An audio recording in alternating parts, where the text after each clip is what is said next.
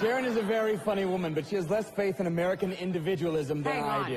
Now, wait a second. By the way, when did I ever express any lack of faith? Never said that Barack Obama was a socialist. Seriously. What I said and what I have always said is that his policies are... Monday morning that shows you hundreds of times calling the president a socialist. Do you even know the difference? I'll read your columns on the air. The policies are, look up the definition, my friend, they're socialist. By your definition, so are Ronald Reagan. What do you think American individualism can't build roads. An individual... Go on, just tell her, get it all out. Get it all out, Thank you, since the question was addressed to me. An individual can't build a school or assemble an army or navy. No one's talking about disbanding the army. So we can agree that the government is good for that. Yes. Yes. Fine. On your show, fire department, good idea or bad idea? You are getting so worked up, Sharon. I'm afraid you're going to start shooting light out of here. Good idea or bad idea on the fire department? Or should it be a private fire department that only comes to your burning house if you paid your monthly fire bill? I am more than happy to pay for the fire department. I am not happy to pay for a painting that I don't want to look at, poetry I don't want to read. You can't skip right to the NEA. And you cannot skip right to the Army because there's trillions of dollars worth of stuff, 10,000 unnecessary...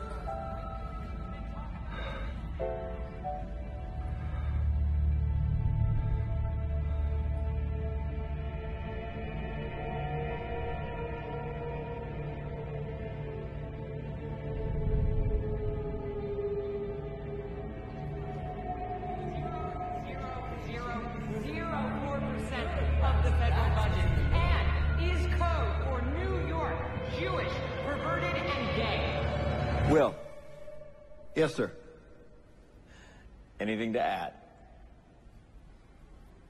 I think we need a more precise definition of perverted. Okay. We'll go on to the next question. You, sir.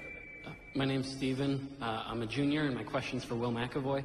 Do you consider yourself a Democrat, a Republican, or independent? I consider myself a New York Jets fan, Steven. Since it's been brought up, you've almost religiously avoided stating or even implying a political allegiance. Is that because, as a news anchor, you feel the integrity of your broadcast would be compromised? That sounds like a good answer. I'll take it. There was a short piece on Vanity Fair's website by Marshall Westbrook. You probably saw it, where he calls you the Jay Leno of news anchors. You're popular because you don't bother anyone. Yeah. How do you feel about that? Jealous of the size of Jay's audience. Are you willing to say here tonight whether you lean right or left?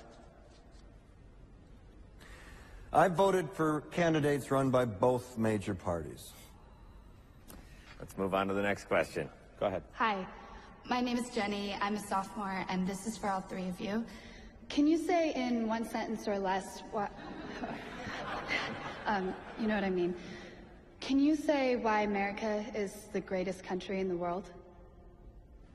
Diversity and opportunity. Lewis? Freedom and freedom. So let's keep it that way. Will? The New York Jets. No, I'm going to hold you to an answer on that. What makes America the greatest country in the world? Well, Lewis and Sharon said it. Diversity and opportunity and freedom and freedom.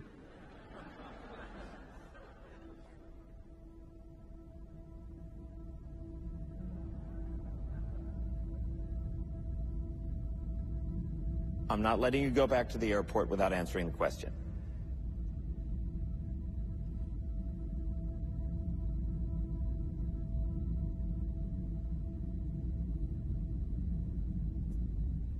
Well, our Constitution is a masterpiece. James Madison was a genius. The Declaration of Independence is, for me, the single greatest piece of American writing. You don't look satisfied. One's a set of laws and the other's a declaration of war. I want a human moment from you. What about the people? Why is America not the greatest country in the world, Professor? That's my answer. You're saying... Yes. Let's talk about... Fine. Sharon, the NEA is a loser. Yeah, it accounts for a penny out of her paycheck, but he gets to hit you with it anytime he wants. It doesn't cost money. It costs votes. It costs airtime and column inches. You know why people don't like liberals? Because they lose.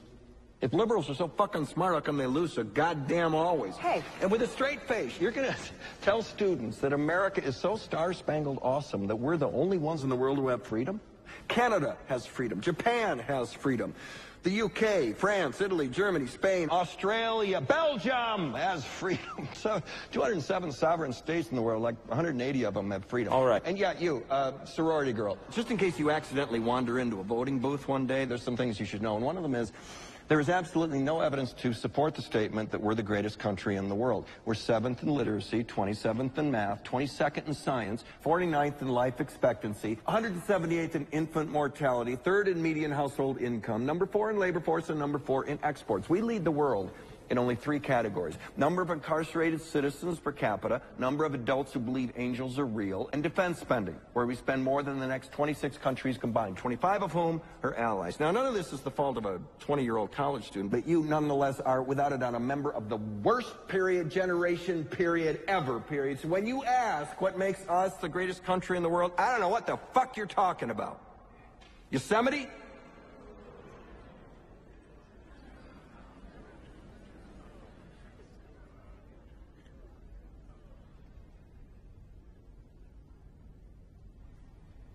Sure used to be. We stood up for what was right. We fought for moral reasons. We passed laws, struck down laws for moral reasons. We waged wars on poverty, not poor people. We sacrificed. We cared about our neighbors. We put our money where our mouths were, and we never beat our chest. We built great big things, made ungodly technological advances, explored the universe, cured diseases, and we cultivated the world's greatest artists and the world's greatest economy. We reached for the stars, acted like men. We aspired to intelligence. We didn't belittle it. It didn't make us feel inferior. We didn't identify ourselves by who we voted for in the last election, and we didn't scare so easy.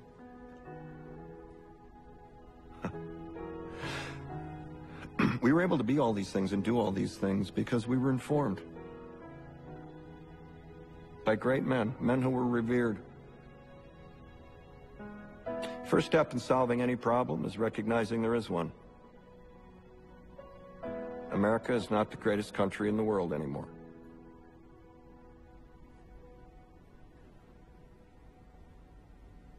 Enough?